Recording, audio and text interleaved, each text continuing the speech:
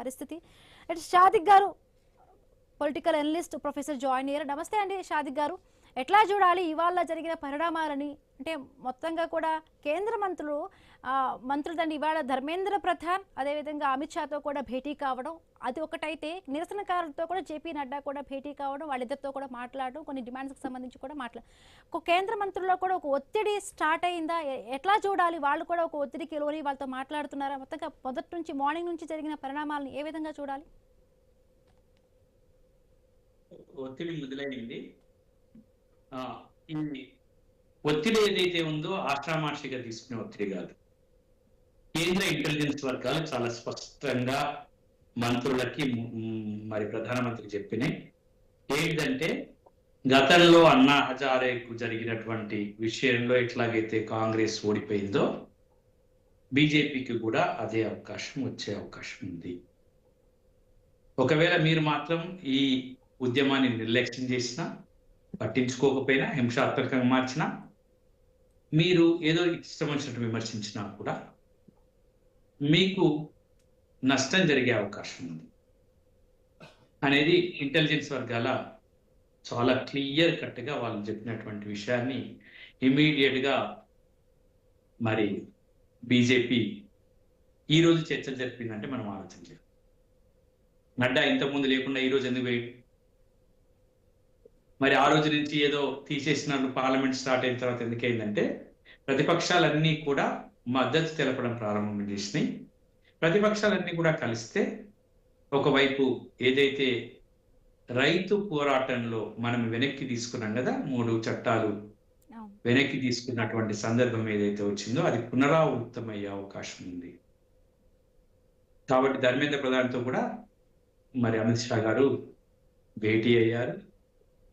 మరి మేము అనుకున్నాం ఈరోజు రాజీనామా వస్తుందని, మరి రాజీనామా ఎందుకు చేయలేదో తెలియదు.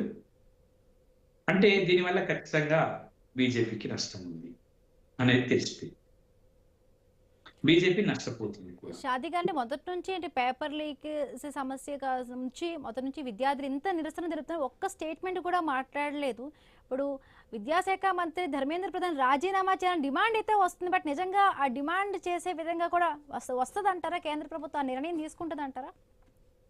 అంటే నీతులు బాగా చెప్పే పార్టీ ఏదైతే ఉందో బీజేపీ పార్టీ బాగా చెప్తుంది. ఏంటంటే నెంబర్ 1, భారతదేశంలో ఏ రాజకీయ పార్టీకి లేనటువంటి క్రమశిక్షణ మాకుంది అని క్లెయిమ్ చేస్తారు.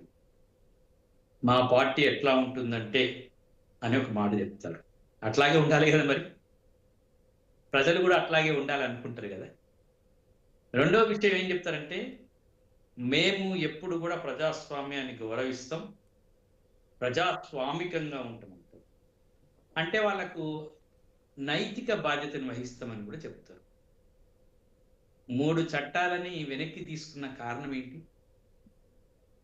రైతులు ఉద్యమిస్తే కదా, అంతేనా కాదా?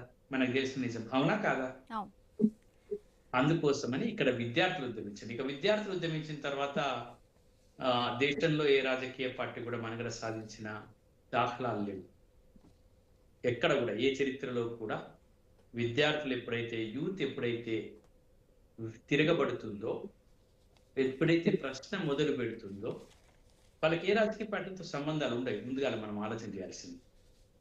రైతులు చేసినప్పుడు ఆ రాజకీయ పార్టీ, ఇక్కడ రాజకీయ పార్టీ, ఆయన చైనాతో సంబంధం ఉంది, ఈయన పాకిస్తాన్తో సంబంధం ఉంది.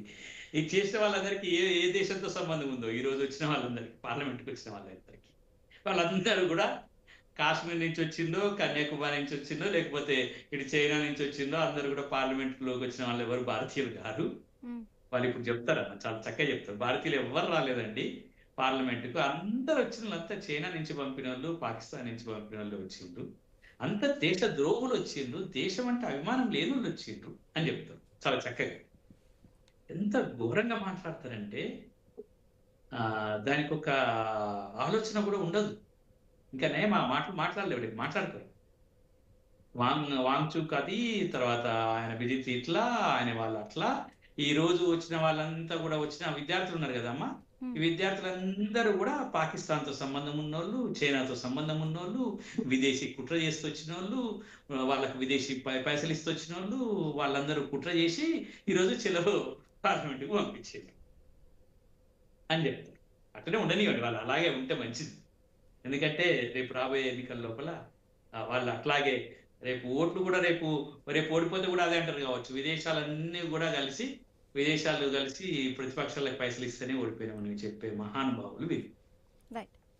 కాబట్టి నేనేమంటానంటే నిజాన్ని వాస్తవాన్ని గమనించండి. ఒక మంచి పని అయితే చేసింది ఈ రోజుకైనా, ఒక 20 రోజుల తర్వాత బుద్ధి వచ్చినట్టున్నది. ఆ 20 రోజుల తర్వాత బుద్ధి వచ్చిన దాన్ని కూడా మేము ఆహ్వానిస్తాం. 20 రోజులకు బుద్ధి వచ్చిన దాన్ని కూడా మేము ఆహ్వానిస్తున్నాం. పిల్లలతో చర్చలు జరపండి. ఆ చర్చల డిమాండ్ పిల్లల డిమాండ్ నెరవేర్చాల్సిందే. నెరవేర్చకపోతే ఏం కాదు. ఒక విషయం గుర్తుపెట్టుకోండి, ఒకటమ్మా, ఈ ఈ ఈ వేదిక సాక్షి చెప్తాను, నెరవేర్చకపోతే మీరే నష్టపోతారు, మీ పార్టీ ఓడిపోతుంది, ఖచ్చితంగా ఓడిపోతుంది. ఇది గుర్తుపెట్టుకోండి.